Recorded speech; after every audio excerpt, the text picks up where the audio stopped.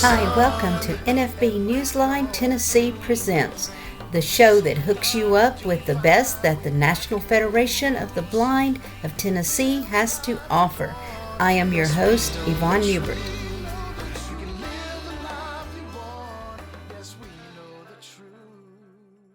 I'm so glad you could join me for today's episode, What's Happening on the Hill, from Washington, D.C., back home to Nashville, Tennessee. Every year, members of the National Federation of the Blind head to our nation's capital for NFB's Washington Seminar. This is where we meet with our members of Congress to gain support for priority legislation. On the state level, our members attend Disability Day on the Hill, where we work to gain support for state legislation. Sometimes, if we don't have any bills, we go and just introduce the NFB of Tennessee to our legislators. This helps for future endeavors.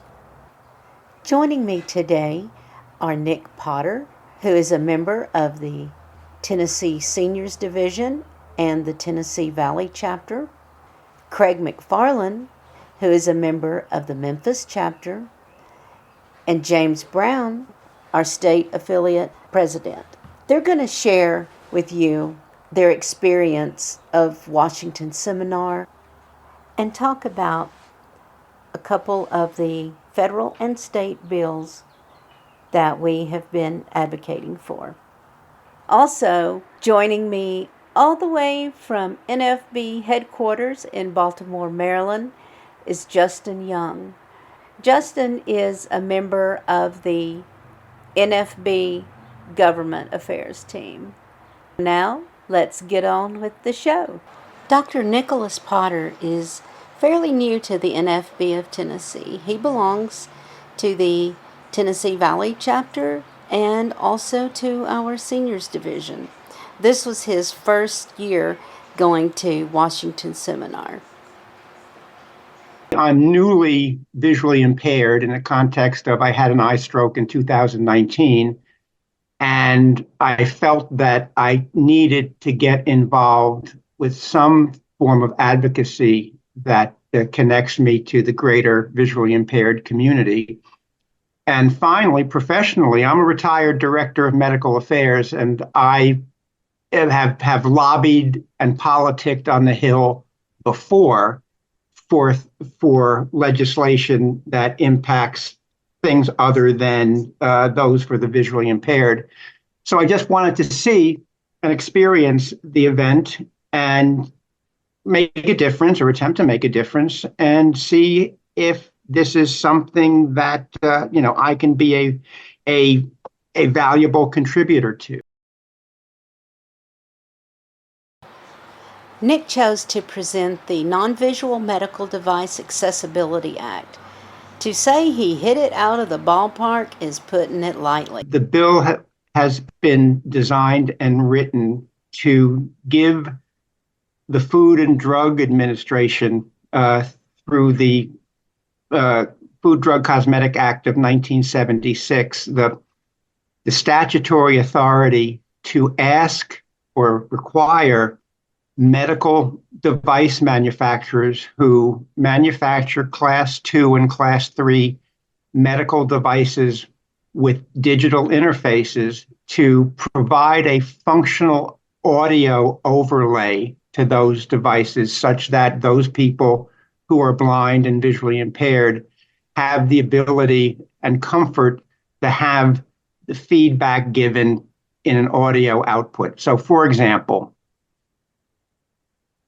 you have a pulse oximeter on your finger and you're monitoring blood oxygen saturation. Well, if you have no mechanism to have that display be verbally read back to you, you have no idea what the reading was. And there's a whole host of Class 2 and Class 3 medical devices out there right now that basically have the technology built into them where it's a very easy stretch to add this overlaying functionality. And that's in essence what this bill is about. It's basically trying to add parity and inclusivity to the blind and visually impaired community such that they are given access to the same level of technology that everybody else has. And it's not a stretch at all. And I'm not going to get into the minutiae or the details of the bill, but in the context of basically being able to adapt and adopt existing technology, I mean, we all know, voiceover on an iPhone.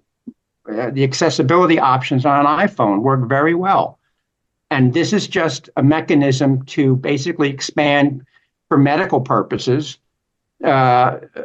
the requirement that these devices, and many of them are at-home devices that people use routinely, provide the same ability to critically export information in a format that the visually impaired can interpret. One of the points or things that was brought up by legislators or, their aides was this may fall under government overreach, dictating to businesses and companies what they have to do. A good response, if someone ever says that, a good response to that is, first and foremost, when a company puts something out on the market, a medical device, first priority is safety. And if you're blind or visually impaired and you need to use this, you're not safe. So that kind of takes the government overreach talking point, just right out of the picture. Another great part of Washington Seminar, before we go on to James and Craig, is the community of it. We were walking down the hall and here comes this other group and we could hear their canes. And so we knew they were there with us and we're like, hey, what state are you from? They said, oh, Texas. Who are you? Oh, we're Tennessee. And guess what? Tennessee still has the biggest Buc-ee's in the country. And then we, both went our separate ways. But it's that community that's a great part of getting involved in not just, Washington Seminar, but the NFB as a whole. And speaking of the NFB as a whole, we've got a member who went to Washington with us that he also used to live in Indiana. So he's got the experience of two states. Craig, you want to say a few words about your experience in DC? The experience has been, but typical. I go every year, and it's been a good experience. It's been meaningful. I don't know if we got Haggerty to get on board, but we almost got him. But we just got Blackburn to do something for us. That was great. It's been a good experience. I noticed that they weren't quite prepared for the overflow. They never had to have an overflow this year. We had 600 people or more come to the Washington Seminar, and they didn't have a contingency plan for people who were going to be in an overflow. That's the only thing that I noticed that was different. I'm glad that we got the hotel space that we did. Otherwise, we would have been over there with Christina and the rest of them. But also, one of the other things that we also try to pay attention to is that we know what the legislators are trying to get on board with what we're trying to do, and we have to be persistent with whatever they're trying to do. And this is a rather contentious year to do everything that we're trying to do. But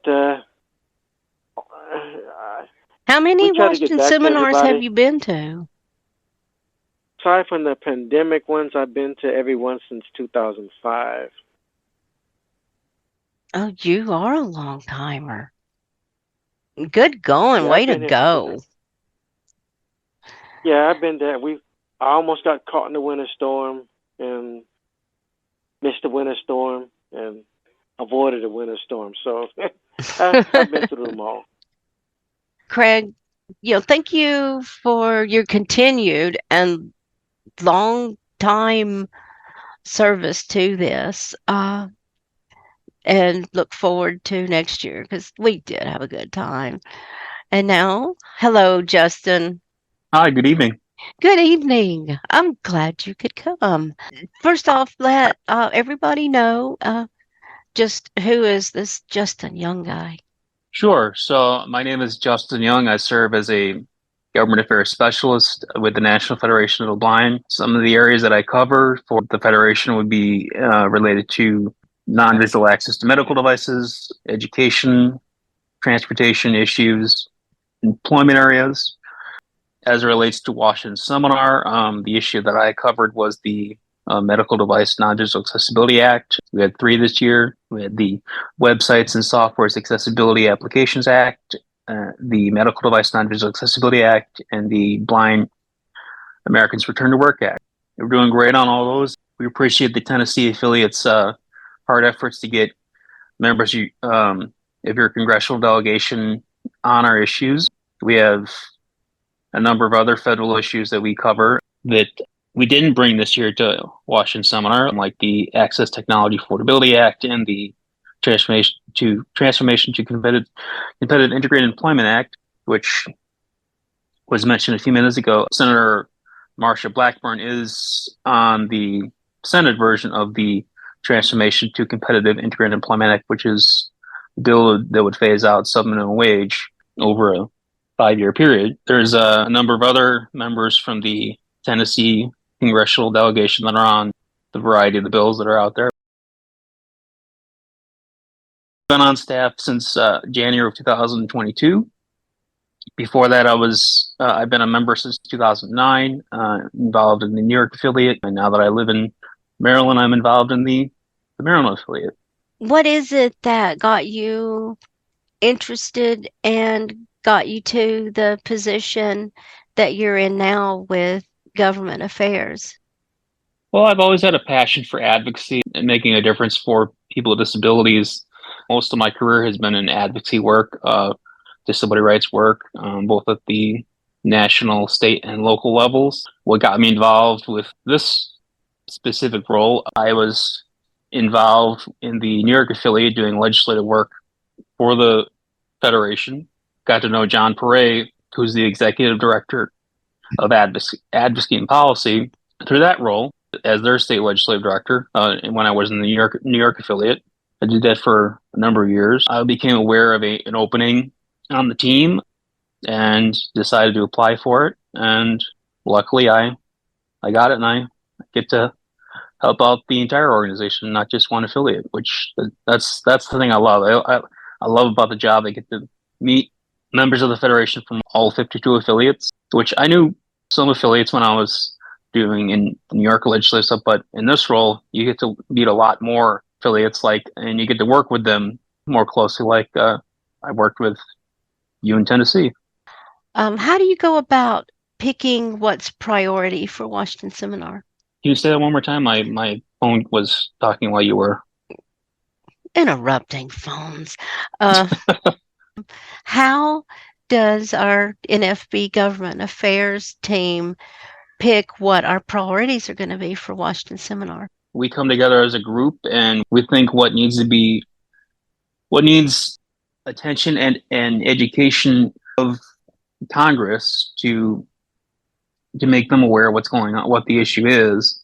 We make a recommendation to National Board of Directors, and they vote on which issues we want to bring for Washington Seminar. We work on a number of issues year-round. The reason why we only bring about 3 or so issues for Washington Seminar is because we want to make sure that we are targeted, strategic, and bills that need more education of Congress. Bills that have been around for a while. Most people in Congress are aware of, like the Access Technology Affordability Act would be a good example of bills that we've been advocating for quite some time, that most people in Congress are aware of what it is. So there's many factors to go through, but that's probably the brief answer. I'm so glad you came. And if you can stick around for a minute, I want our affiliate president, James Brown, to say a little about websites and applications.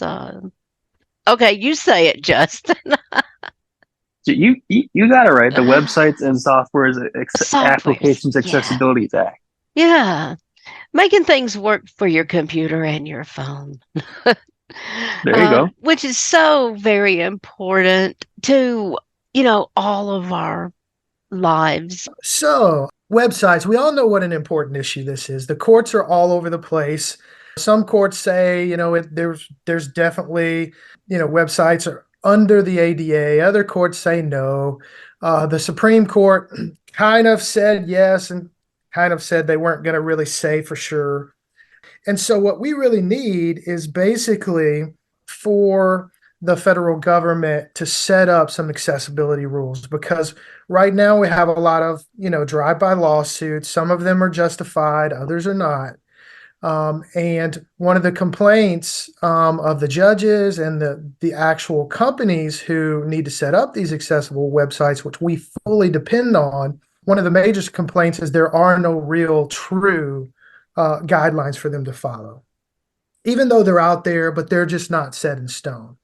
And so this particular legislation would create some guidelines or actually they're not guidelines. They would actually have to follow them. So they're real rules. But, as we all know, as blind people, I could go out and research, the best bank for me to use, which has the best accessible app or the best accessible website. I could go through the whole process, set up my account, start using my bank and my accessible apps.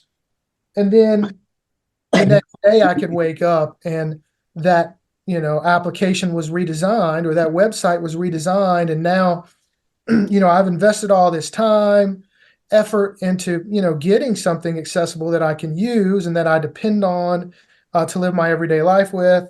And I can wake up tomorrow and they can redesign the website, redesign the app, and all of a sudden I can't use it anymore. And we've all experienced things like this.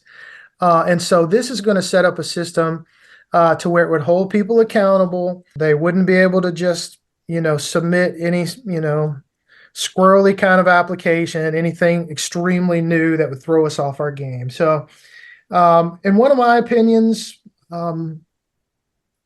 this particular issue might be at the top of my list just because our lives are so wrapped around the internet. The internet, as the National Federation of the Blind, we've also known it's probably the biggest issue for us is access to the printed word. And, and that takes place in a lot of different forms and a lot of different formats. But the internet and the web and iPhones and, smartphones has created a space where we can have access to the information that the entire world has. That's printed information. But if we don't have that information, we're stuck back, 40, 50 years ago, and it's not very helpful. So issue that's very important to me, and I think is an issue we've been working on for a while. I can remember we started the talk about rules and regulations back around President Obama. I think he initially promised he would get them through, but nothing ever really got working. And now we're taking it to the United States legislature to try and fix the issue. I'm excited that this year on the state level, we're doing some things, y'all, and it's some good things happening. So, James, would you like to clue everybody in on what's happening in Tennessee? So we have two issues in the state legislature this year. The first issue, interestingly enough, carries over from last year. I know Justin talked about how usually state legislatures general sessions are 1 year, but this particular year, the state of Tennessee has one that carries over. And so last year, some of you know that we had a resolution, which is not binding, but a resolution just pretty much is a more of a should. You should do something, not that you shall, which is normally what legislation does. The resolution deals with the idea of a blindness training center in our state. with the National Federation of the Blind, when I went to my first convention, I won a national scholarship, and you're very busy. This was back in 2007, and they've got you running around all day, and you don't really have time to breathe. But around my second or third day, I kind of pulled up to the bar to try and get a quick bite to eat. And I noticed that there was like a blind television producer to my right. There was a blind lawyer to my left. And to the left of him was like a blind scientist who worked on an oil rig in the Gulf of Mexico. And at that point, I really, because my first impression of the convention was, God didn't make 3,000 blind people to be in the same place. But in that particular moment, that second or third day, I realized that the National Federation of the Blind, the members, a lot of them, they have something. And I wanted to figure out what that was. And one of the parts about what, people who are part of the National Federation of the Blind is one of the things that they have is pretty good training, right? They have good blindness skills. So around 2019, the state of Tennessee started devising a plan to phase out our blindness training center, which was Tennessee Rehabilitation Center in Smyrna. And we didn't know what they were doing at first because they were kind of doing it, under the table. And they got rid of it. And so now there's nowhere in the state where you can get blindness training. And a lot of as I mentioned, we've got a lot of successful blind people. We've got blind people who climb Mount Everest. And then we've also got blind people who can't walk to their own mailbox. And so one of the differences in those two, again, is blindness training, of course, philosophy, which can come along with that blindness training, and of course, aptitude. So our resolution is that the Department of or Division of Vocational Rehabilitation and the Department of Human Services work with the National Federation of the Blind of Tennessee to establish a training center in our state. And that's so, blind people aren't, forced to have, this community-based training where people only get one mobility lesson every 2 weeks, where at a training center they could get 5 mobility lessons in a week. It essentially makes the difference between your training being 6 to 9 months to stretching that same training out to 2 or 3 years, which is ridiculous.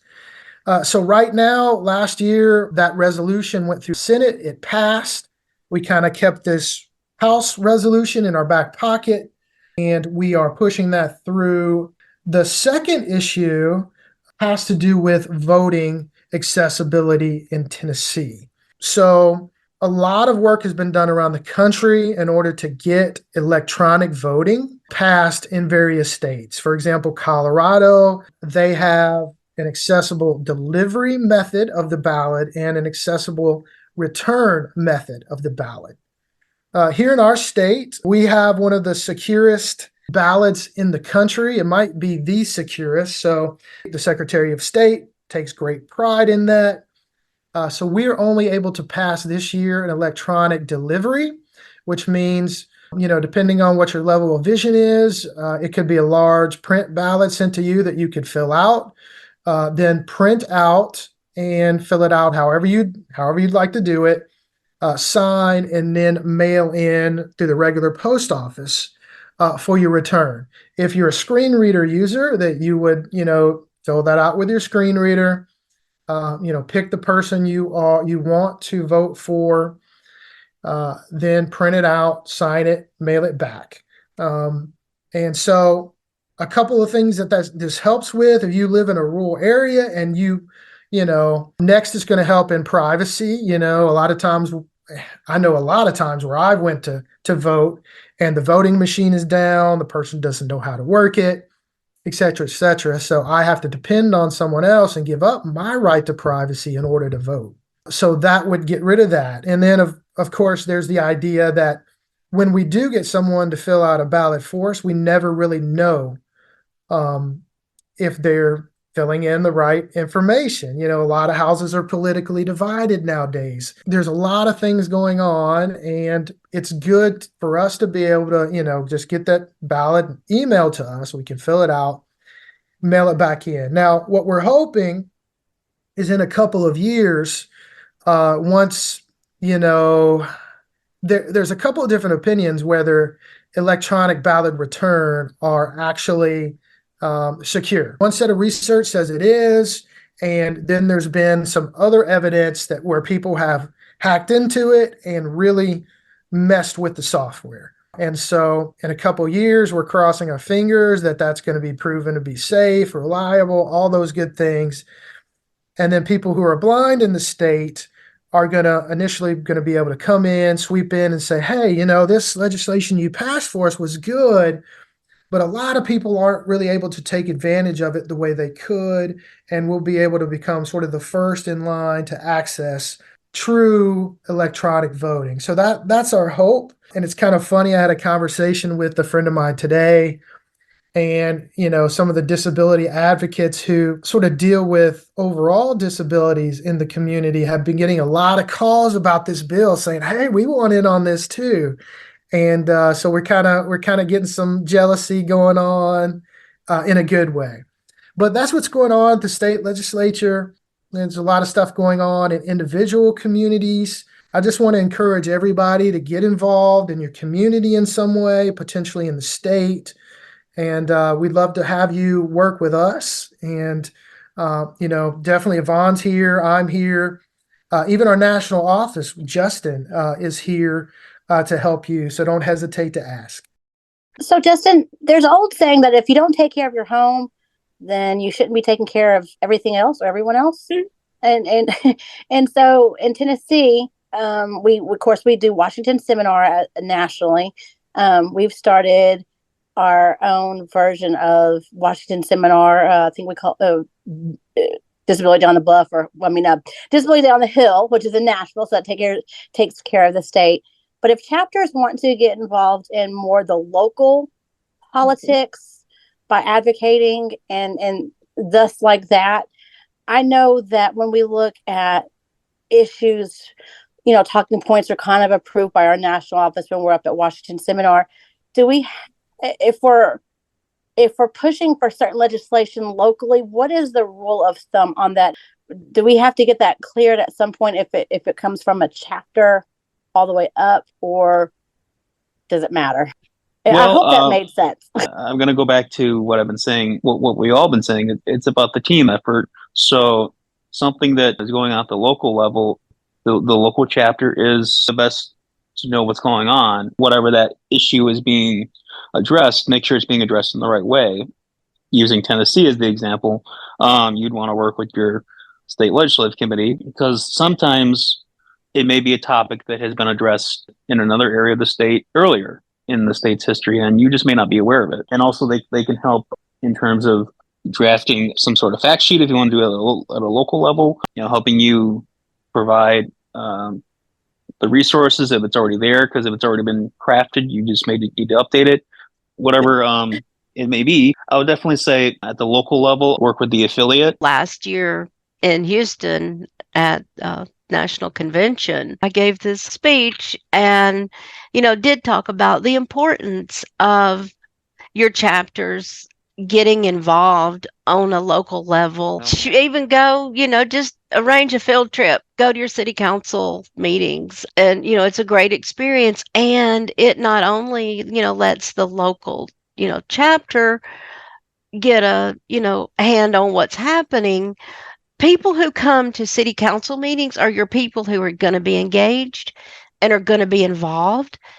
And you go as your chapter to a city council meeting, you're going to be seen. And you're going to be seen in a positive light and in a positive way. So, I strongly encourage getting involved on the local level.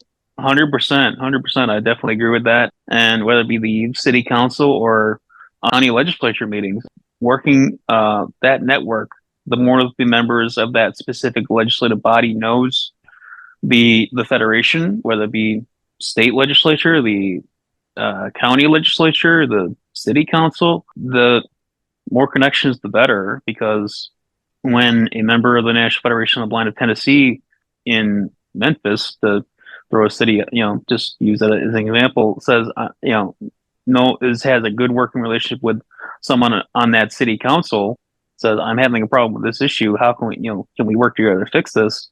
That, they'll be a partner. Because that's legislative work is is about partnerships as well, and building that partnership, that relationship over time. The more likely that member of whatever legislative body it might be is more willing to work with you, because they know the power of the Federation. They know that this is our lived experiences, and that we're subject matter experts on blindness issues. Nick, thank you. And Craig and James Brown, thank you. And Justin. Of course, always happy to be here when I can. Before we close, Yvonne, I just want to say that if you want to share my email information with members of the affiliates, so they have more questions that weren't answered here, it's jyoung@nfb.org, and we're always happy to help where we can. Thank you all for joining me on another great edition of NFB Newsline Tennessee Presents.